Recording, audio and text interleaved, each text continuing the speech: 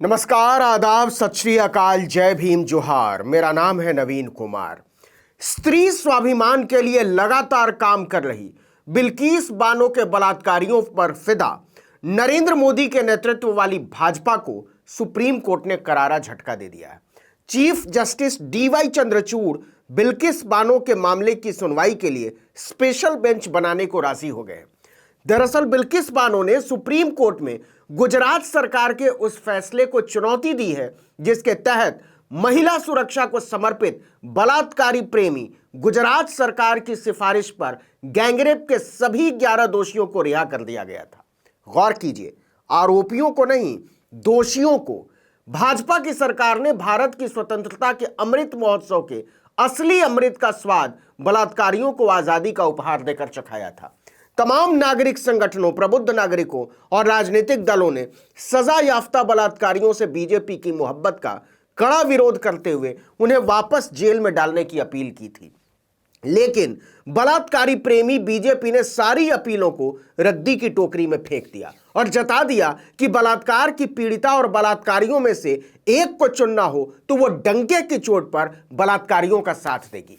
मजबूरी में अपने सभी सजा याफ्ता बलात्कारियों को बिना सजा पूरी किए छोड़ने के भाजपा सरकार के फैसले के खिलाफ बिल्किस बानो ने सुप्रीम कोर्ट में अर्जी लगाई, लेकिन इस पर सुनवाई के रास्ते में और भी अड़चनें आनी थी। दिसंबर 2022 में बिल्किस बानो की 2 याचिकाओं पर जस्टिस बेला त्रिवेदी और जस्टिस अजय रस्तोगी की पीठ ने सुनवाई शुरू की, लेकिन 4 जनवरी 2023 को जस्टिस बेला त्रिवेदी ने खुद को मामले की सुनवाई से अलग कर लिया। लाइव लॉ ने अपनी एक रिपोर्ट में लिखा कि जस्टिस त्रिवेदी सुनवाई से इसलिए अलग हो गई क्योंकि 2004 से 6 के बीच वो गुजरात सरकार के कानून सचिव के रूप में काम कर रही थी।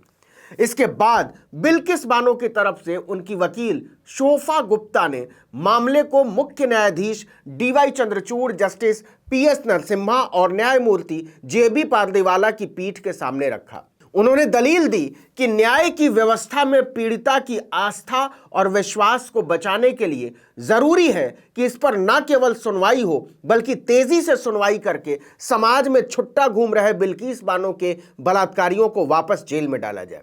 शोभा गुप्ता ने चीफ जस्टिस डीवाई चंद्रचूड़ से अनुरोध किया कि मामले की सुनवाई के लिए एक विशेष पीठ का गठन करने की जरूरत है।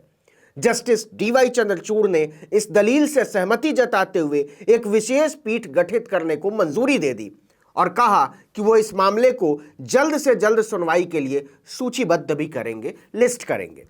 हम सब जानते हैं कि मौजूदा कानूनी सिस्टम में बलात्कारियों को सजा दिलाना कितना मुश्किल काम है, वो भी तब जब सत्ता का पूरा तंत्र बलात्कारियों से सहानुभूति रख रहा हो, उसके पक्ष में खड़ा दिखता हो और इससे भी ऊपर खुद प्रधानमंत्री नरेंद्र मोदी नारी सुरक्षा की दुहाई देते रहे हों। आपको बता दें कि साल 2002 में गुजरात कत्लेआम के दौरान बिल्किस बानो के साथ गैंगरेप हुआ था और उनके परिवार के 7 सदस्यों की हत्या कर दी गई थी। तब बिल्किस बानो की उम्र केवल 21 साल थी और वो 5 महीने की गर्भवती थी। हत्यारों और बलात्कारियों ने बिल्किस बानो की 3 साल की बेटी को भी नहीं छोड़ा था। इस मामले की जांच सीबीआई ने की थी। 21 जनवरी 2008 को मुंबई की एक विशेष सीबीआई कोर्ट ने बिल्किस बानो के साथ सामूहिक बलात्कार और उनके परिवार के 7 सदस्यों की हत्या करने के जुर्म में 11 लोगों को आजीवन कारावास की सजा सुनाई थी। बाद में इस सजा को बॉम्बे हाई कोर्ट और सुप्रीम कोर्ट ने भी बरकरार रखा था। भाजपा की सरकार को उन पर दया आ गई। मानवता के चीथड़े उड़ाकर रख देने वाले क्रूर, बर्बर और वहशी दरिंदों पर मोदी की भारतीय जनता पार्टी ऐसी कुर्बान हुई कि उन्हें 15 अगस्त 2022 को आजादी का अमृत चखाकर समाज के बीच खुला छोड़ दिया। कमाल की बात यह है कि शर्जील इमाम को छोड़े जाने के खिलाफ दिल्ली पुलिस ने हाईकोर्ट में अपील की है और निचली अदालत की इस टिप्पणी के बावजूद की है कि आपने जानबूझकर बेकसूर लोगों को बलि का बकरा बनाया। तो एक तरफ शर्जील इमाम के खिलाफ खड़ी सत्ता है और दूसरी तरफ बिल्किस बानो के बलात्कारियों को अपने गोद में उठाए हुए सत्ता है। दोनों के चेहरे एक हैं, आप गौर से देख लीजिए।